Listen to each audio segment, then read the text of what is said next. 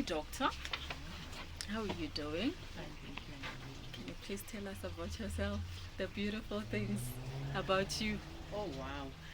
I've already indicated that there's actually a lot to tell about me, but for the sake of time, I'll try to squeeze it. So, I come from Ngove village in Guyani.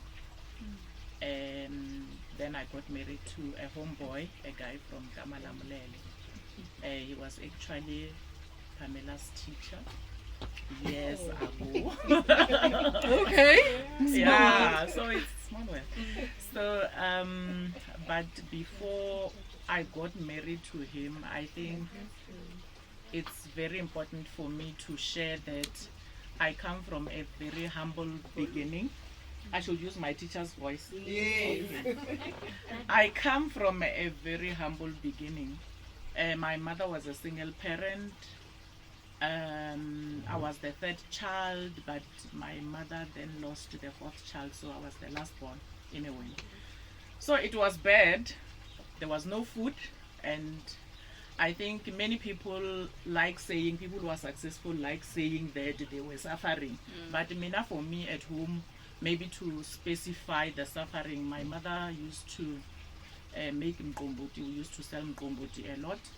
And I used to sell tomatoes, avocados. You can think of anything that people used to sell back then. I used to carry those things on my head and sold. So, but then that became something that I think I should have maybe consulted a therapy for, because I always said to myself, this is not gonna happen to my children. So I studied. I wanted to be a chartered accountant, not really a doctor. That was just an example. But in my time, there were no, these things that you guys have, like the bursaries or NSFAS. You had to be a very, very, very smart child in order to get to the university to do whatever that you wanted. So I couldn't. But then there were colleges of education that were very cheap. 1,500, you could finance your tuition fee, accommodation and catering. 1,500. Remember, I told you I was old. I passed my matric in 1995. But then, yeah, I see some of you were soil. But then but then I had to go to a college, and the registration fee by then was 925. So, but I didn't have that. No one had that. My mother did not have that, and then I had to go back. In my time, that qualification you have in grade 12 to get you to the university, you call it a degree. You say you pass with what? Yeah, or diploma or whatever. In my time, it was called exemption. So I had the exemption in 1995. But then there was no money, and guess what happened? In April, I went back to school, grade 12. Then I studied again. And for you to get admission to a college, you had to write a test. So I passed. I got invited, but there was no 925. And then I went back in 1996 to do my grade 12 again. I wrote again. I got another exemption. And fortunately, there was my aunt who was working collaboratively with my mother. And then there was 925 for me to go to the school. So in 97, I started. I got my diploma. And from that moment, I said, yes, now this is the chance. I said, I'm not going to let my children go through this thing. Yes, cutting the long story short, I studied like a crazy person, because after my diploma in education, that was a 3-year course, so I couldn't do the honors. Then I had to do an advanced certificate in education. I had to do the honors in education management. I did my master's in education management and eventually did my PhD. But all these other things were happening while I was married, right? So, but I've already indicated that I'm an ethical person. So while I was working as a principal, I realized that it is such a lot of work, because there you need to know so much about the employee. So I had to do HR certificate. Then you had to know a lot about labor issues. You don't have any person that is doing that at school. You know, you are a teacher. Like, I was an accounting teacher, but they expected me to manage people. I was like, I can't just manage people without having some knowledge. Hence, I did HR, I did labor relations, and there's management of funds. Then I did a degree in accounting science that I did not complete. But then I did financial management, which I finished. I did accounting for school governance. Like, okay, when I'm bored, I just study. So, Wow. because this year I just completed, like this year only, 10 modules of advanced certificate in accounting science. So I study, like that's me. I love studying, and I love working. So like you said, I was a principal, but for you to become a principal, you need to become an HOD first. You need to become a deputy principal. Then I became a principal in a secondary school. I became a principal of Laer School Eitzeg, and I was very proud to be the first woman of the school, and most importantly to be the first black person to manage the school, you see. So then I moved to the head office to be a strategic planner, and now I'm at the district as a policy and planning specialist. So yeah, that's most about me. I'm married to a wonderful man, a supportive man. Like, my husband is very, very supportive, because some people ask themselves, even herself, because we visit each other, she's like, but how do you do this? I mean, you have 3 kids, and you have a guy from Kuvukiland that wants food from you. How do you do this thing? So I'm fortunate that I'm using the word currently purposely. I'm married to a guy that is very supportive. My husband understands that we are both human beings. We have 24 hours. And it's not like another one has 30 hours there. So we sit and strategize how we work out the 24 hours. He doesn't expect me to be cleaning and washing and whatever. So we actually plan around these things. And the other thing that we have learned is the fact that this man that I'm married to is very, like, he loves studying as well. Mostly, I think when somebody cannot do what you exactly do, if they support you in what you want to do, it helps a lot. So basically that's me, in short. Okay, and my first question to you is, what do you think that motivates you to study? Like, every time, like, why do you see it necessary that if you are given a task, for example, you said human resources, others would have just said, okay, no, I will manage this because I'm a principal, I call the shots, I can just do it. Why do you see it necessary to study? Why do everything that you need to do, you need a skill, like a formal skill? Yeah, thank you. Mina, I actually, like, I've been working for government for a very long time, and I know our reputation is not very good.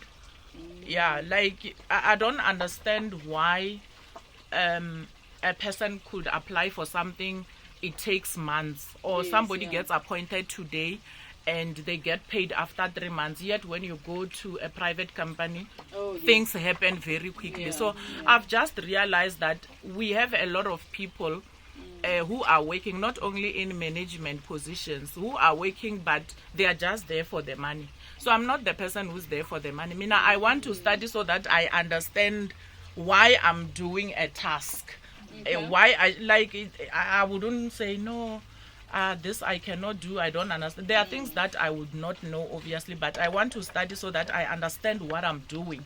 And of course, I need to grow. I think it's a mental thing as well. Because you see the vow I made that I don't want my children to suffer. So I feel like, let me study until I'm out of trouble. And I feel like as a woman, I think that's the only thing that we have in order to be comfortable in 2024 going forward.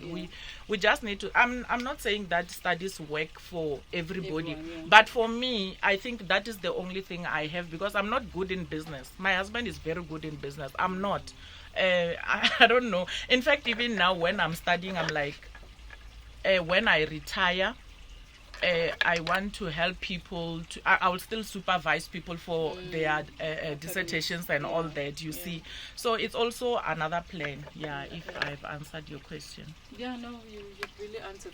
So you did touch on the fact that your husband is very supportive. Do you think that he was because of his support that motivates you to even study? Because I know many people will say we don't even have time to study and stuff, but how are you prioritizing that to study further?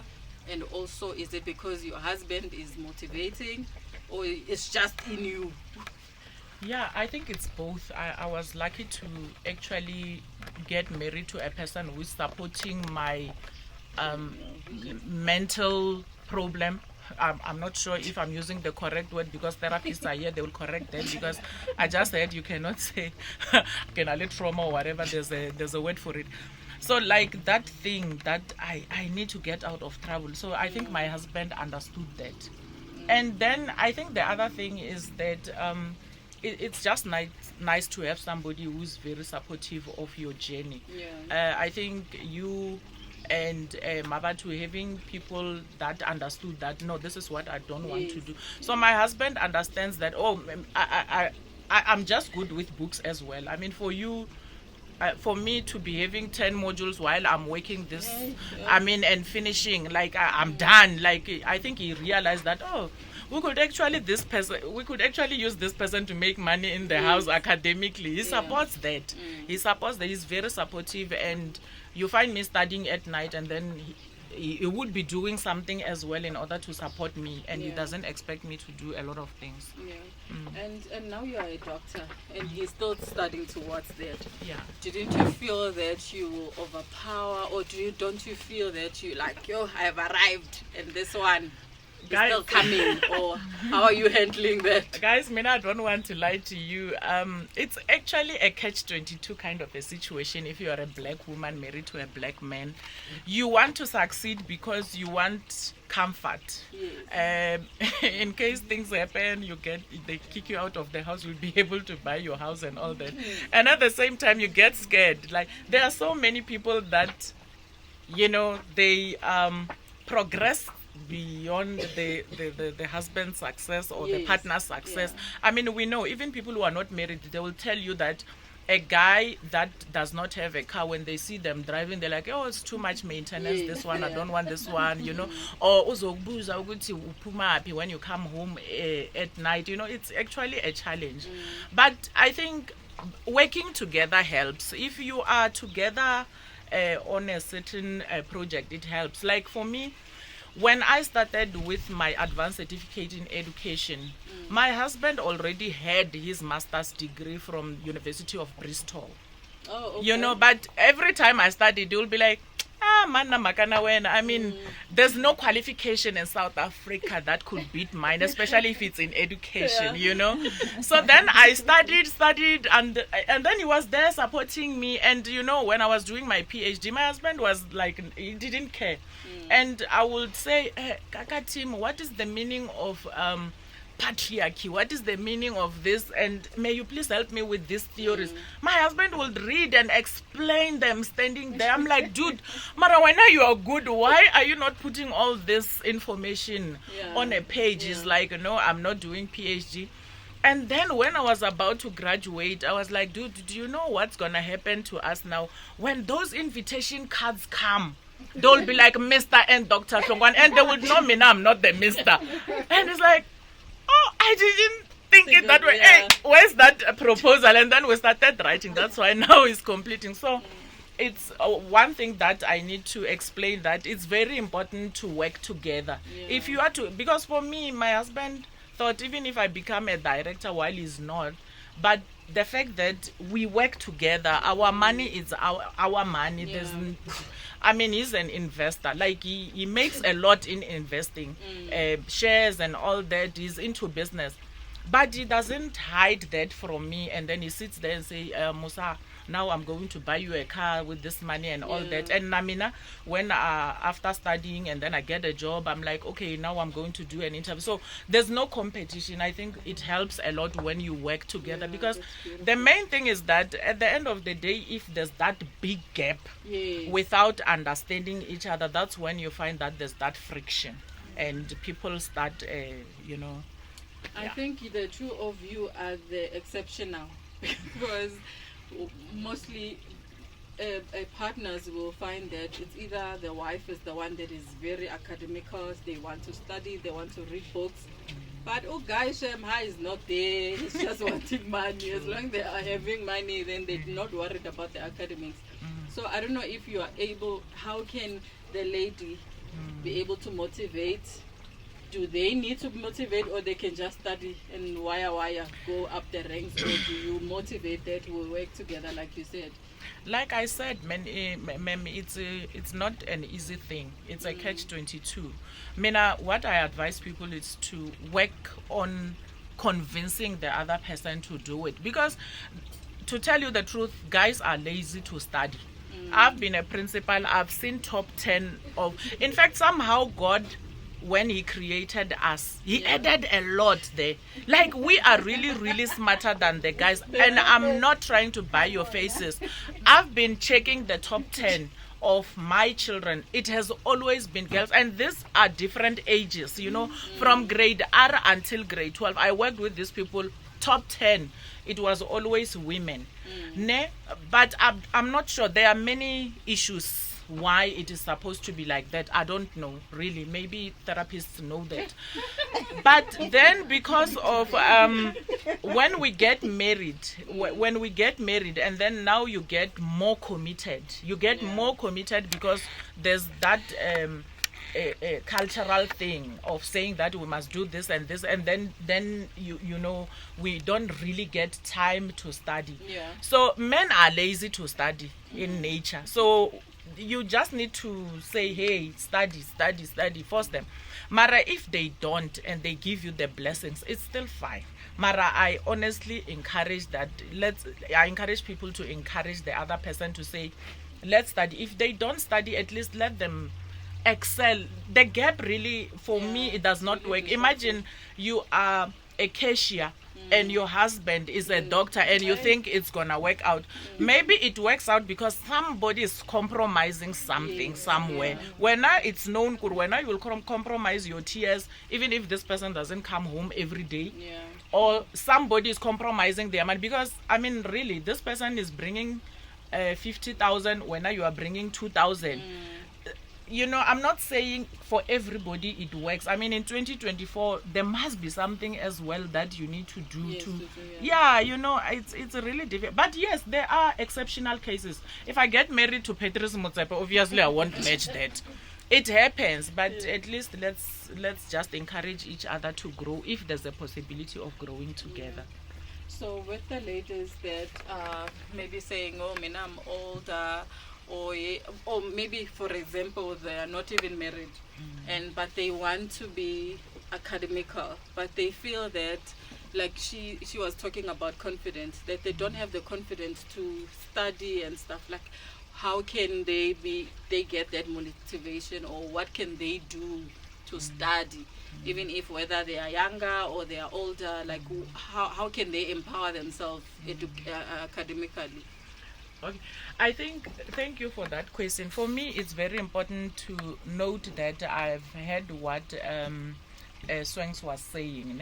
There are people with low self-esteem in such a way that they are unable to tell the next person to help them because they are scared to mention that they only have grade 9. So somebody will say, you only have grade 9. Where were you all along? So, Mina, I'm saying, if you really want to study, it doesn't matter if you are 60 or 70 or whatever. You can start at any time. Even if you only have grade 7, you can go as much as you want backwards. You will need to start somewhere. And I'm telling you the truth, before you know it, you'll find yourself at a position where you will be like, really surprised at the achievements that Yes, you can always start at any time. Yeah. And I think for people who are already over 21, the Department of Education say a person does not have a grade 12. I agree, they used to call them ABED. I don't know what they Yes, call them yeah. now. You can actually go today and write those tests. Yeah. And you don't need to write them at the same time, all of them. You can write 2 subjects. Next year you write other 3, and then you proceed. And universities have the bursaries, they have the NSFAS. As long as you are willing to learn, there's Yes. always help somewhere. I think it's more of the willingness than anything else. Amen. Like And now, repositioning yourself to Yes. say, this is what I want to do. But Yes. if you don't want to study, you want to sell tomatoes, you want to sell oranges, you can still do it. But there are people who are making money out of it. It's Yeah. just that we are saying you cannot just sit and feel helpless. Yes, Yes, yeah. but as an academic, unfortunately, I will Motivate, always yes. motivate in studying to Yeah. say study. Unfortunately, that's my job. I think, Jay, in closing remarks, can you give us the closing remarks? I think it's more on the wisdom of taking the action. I know most of us, we said we are working towards being doctors. So can you motivate? We want to do it, but hey, the strength. But how did you even start? Like, what was pushing you to say, okay, no, I need to do this? I didn't want the okay, let me just say this, because people maybe were judgmental about me saying, no, you can divorce and whatever. I'm a divorcee. I divorced like 16 years ago because things were not going well. I gave it my all. I cooked, I cleaned, I ironed the mara. Sometimes this is the truth that people in church would not tell you. Sometimes you get to a point where it doesn't work because it's not you who want to go. But if the person next to you is not interested, they are not interested. There's nothing you can do about it. You see. So I think at that moment I realized that I really need to study because I was so miserable. I was so miserable. I was like, but I had a decision. I even told God that I don't want my children to suffer. And I studied because I was already waking up. Then I said, maybe that is not enough. Let me study further. Because now I divorced. Then there was a stigma at work. Mrs. Surname, that one I don't want to mention, or now you are Miss. You see, so the thing that I did, most of the things that we do actually, it's because of our experiences. So I don't know if it's psychological or what. So when I started being a principal, I told people we are no longer going to use MISS. We are no longer going to use MRS. Everybody is an MS until you become a doctor. So I think that was also a motivation for me. But now because women, because of patriarchy, women are not regarded as serious people, you know.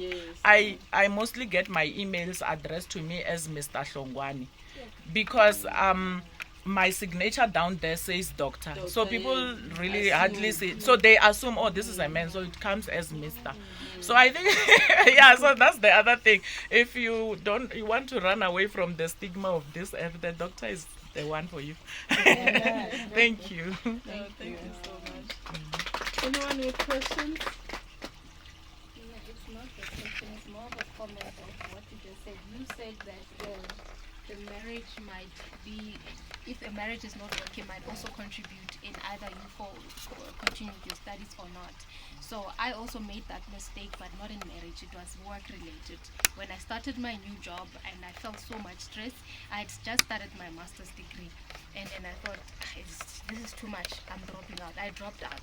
But then as it went by, in 2 years' time, then I realized it wasn't worth it. It wasn't worth it. So what you're saying, it weighs a lot, and it also confirms, I'm busy applying right now, confirms, or you know what, let me just proceed, because what was holding me back doesn't really matter, doesn't buy me bread, the stress at work. So let me just proceed. So I thank you for that. So maybe to just comment on what you said. Remember, most of you, like I already said, you say you don't have time, you are busy and whatever. Sometimes you might feel like you don't have support, but you have hours of sleeping. And I'm grateful that the I don't see a doctor or derma, but I'm not sure about hair. But you know, people sleep a lot. I've realized that they sleep and they watch a lot of TV. They do a lot of social media. So sometimes when you reposition yourself, you want to achieve that masters. Mina, I had to let go of sleeping. So even now, it's so difficult for me to sleep before 11 o'clock. But then on a weekend I sleep like a crazy like I'm dead. So because my husband was supportive, he would say, Mara, remember, Musa, you don't necessarily need to sleep the whole night. Remember, when you die, you'll sleep until you are tired. And God will never let you go back. You will sleep and sleep and sleep. Yes, there's beauty sleeping and it's also unhealthy and all that. But sometimes people sleep for many, many hours. And so sometimes you can just say 2 hours per day. You know what an hour a day can do? It can do a lot. And you know, these people that are supervising you, even if you go beyond the 4 years, you can negotiate with them. Yes. And it can be 5 years, it can be 6 years, as long as you are consistent. On weekends as well, what are you doing on weekends? On your leave days, what are you doing? It's possible. You just need to sit down and restructure your 24 hours. Mrs. Spence? Oh, okay. You mentioned divorce, and well, I've not been divorced before, but what I've picked up is that it can be very discouraging. Some divorce can lead them into depression. But for you, what was that force that pushed you that even though this is what I went through, you know, I'm gonna focus on the goal. You know, I'm gonna reach each and everything that I've listed down for myself. And you mentioned that when you're bored, you're studying. Is it also because of maybe studying is your coping mechanism? Yeah, I don't know how that works, because I mean, study needs focus. So for me, I just want to know in those areas. Yeah, that's really tricky, because you know, when you are sitting here, there are things that you think, like we filter our answers. You're like, do I really need to say these things?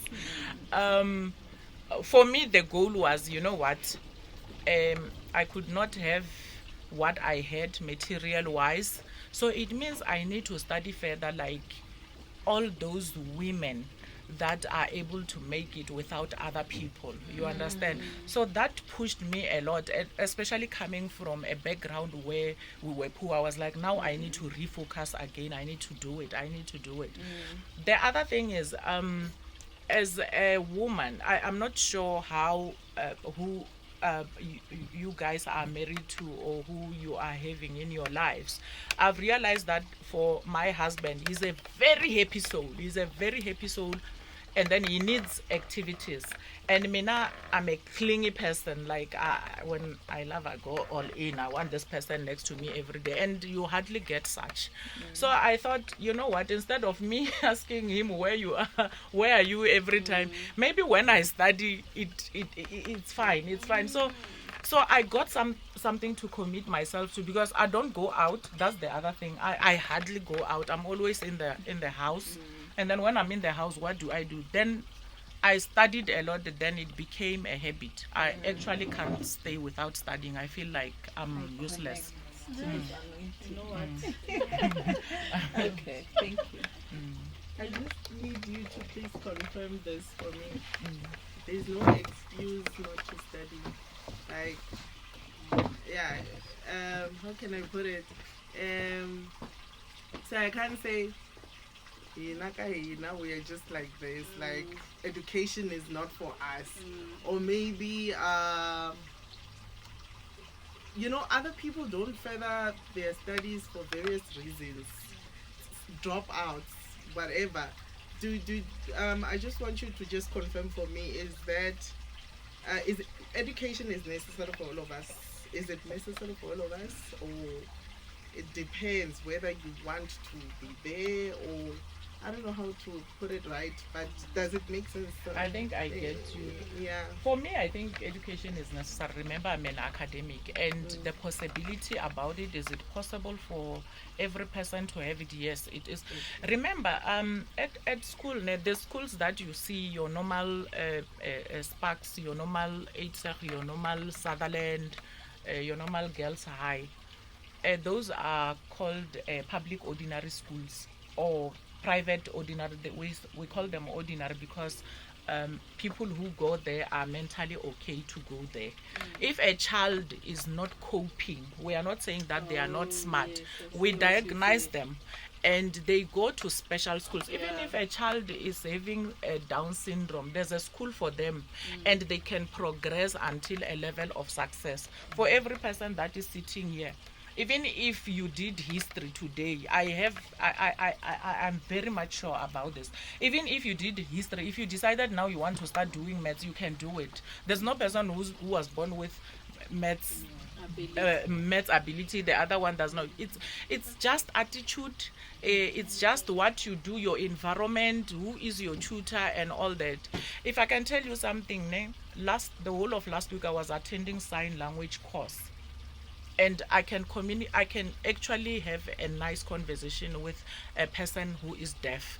And it's something that I thought it was really, really difficult because I thought my fingers were not strong to do those things, but I can have the alphabet and all. Like, there's no person amongst all these people who are sitting here who would claim that they don't have time, or at home we never had a person who can do maths or whatever. Every person can do anything as long as you were not diagnosed as a person who must go to a special school. You don't have a barrier, never. That example of schools, for me, it was like, wow. The example, because she's saying if you are in a normal school, then it means you can do, you have capacity to do whatever. But if you were not capable, you will be in special school. And even in those special schools, it's not like we say they are not capable. Yes, in fact, when you are more smarter. Yes. But those ones are capable in a different way. They need a certain attention. They are supposed to be 5 in a class, or they are supposed to be 10. But if you are not identified as such a person, you can become a scientist if you want. That is my take home. Wow. That is my take home. Yeah. Can I just Yeah. quickly 1 minute? So I know this is it's not really out of context. When I was in grade 6, your husband was my teacher, and during that period, I used to travel with my parents to see psychologists because I had an accident, which when they said I need to keep consulting so that they check if I'll be capable to be a normal student. So as she's talking, I'm realizing that because of the specialists that I've seen, like there were a lot, they would have picked up if I can't go to a normal school. Yeah, so you are confirming that for me, and it's just, enlightening me so much that if there was a problem with me, then they would have picked up because I've been seeing specialists. And I went to a normal school, graduated in a normal university, and got a proper job. So thank you for that. In fact, an example for that is, you guys always do it, ne? You hear that somebody is a teacher or is a doctor, and you're like, even in a Musa like teacher. I mean, there are people that have achieved beyond what you could think they could achieve. Mara, it shows you that if that particular person can do it, you can also do it. You are just undermining yourself. Thank you. Any questions? You're good. Thank you. Thank you, doctor. Yo, sorry. Thank you.